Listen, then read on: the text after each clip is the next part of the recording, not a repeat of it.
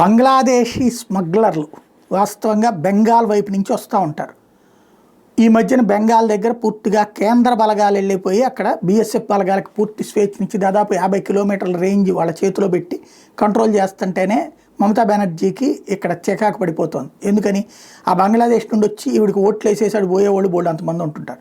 అదే ఆవిడ కడుపు రగిలిపోతుంది. అందుకే ఇప్పుడు రకరకాలైన ప్రయత్నాలు చేస్తుంది. ఒక ఎత్తు అయితే ఇక ఇట్టించే అవకాశం లేకపోయేటప్పటికీ ఇంకో రూట్లో నుంచి వచ్చేటటువంటి ప్రయత్నం చేస్తున్నారు. అది త్రిపుర మార్గంలో నుంచి. అక్కడ border security force team Tripura బోర్డర్ల దగ్గర నుంచి వస్తుంటే అక్కడ జవాన్లు వాళ్ళని కంట్రోల్ చేసే ప్రయత్నం చేశారు, బంగ్లాదేశీ స్మగ్లర్లని. దాంతో బీఎస్ఎఫ్ జవాన్ల మీద వీళ్ళకి దాడికి పాల్పడ్డారు. అయితే బీఎస్ఎఫ్ జవాన్లు ఆర్గనైజ్డ్గా అటాక్ చేసి ఆ స్మగ్లర్ని లేపేశారు. ఏది ఉట్టి రబ్బర్ బుల్లెట్లతోనే కాల్చి చంపారండి.